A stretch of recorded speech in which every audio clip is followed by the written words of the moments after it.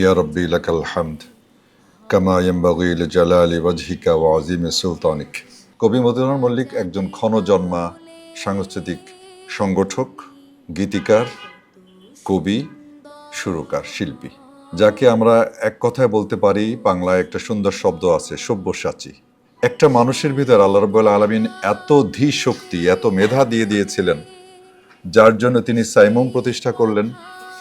তিনি বিপরীত উচ্চারণ সৃষ্টি করলেন, বিপরীত উচ্চারণ সাহিত্য সাংস্কৃতিক সংসদ, যে বিপরীতের মাধ্যমে ৮০ দশকের যে এক ঝাঁক কবি হাসান আলিম, কবি মোশাররফ হোসেন খান, কবি সুলাইমান হাসান, বকুল চৌধুরী, কবি আসাদ বিন হাফিজ রাহেমাহুল্লাহ, যিনি আমার দায়িত্বশীল ছিলেন, একসাথে আমরা দীর্ঘদিন কাজ করেছি। এই এক ঝাঁক ৮০ দশকের বিপ্লবী কবি তৈরি করেছিলেন বিপরীত উচ্চারণের মাধ্যমে।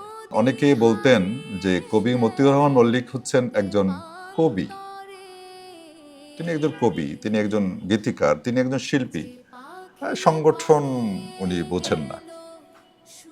কিন্তু আল্লাহে আমি বলি আপনাকে, কবি মতিউর রহমান মল্লিক স্বপ্ন দেখেছিলেন বলেই বাংলাদেশ সংস্কৃতি কেন্দ্র নামে একটা প্রতিষ্ঠান প্রতিষ্ঠিত হয়েছিল।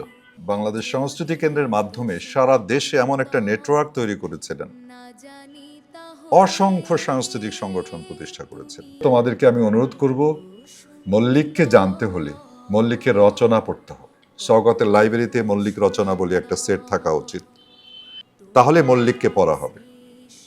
মল্লিকের পড়তে হলে শিশুদের যে আলাদা খণ্ডটা করা হয়েছে, শিশুদের জন্য ওইটা পড়ে দিতে হবে। 10 কপি কেনো তোমরা, কিনা শিশুদের মধ্যে এটা দিয়ে দাও, ওরা পড়বে, ওরা আরেকজনকে শোনাবে।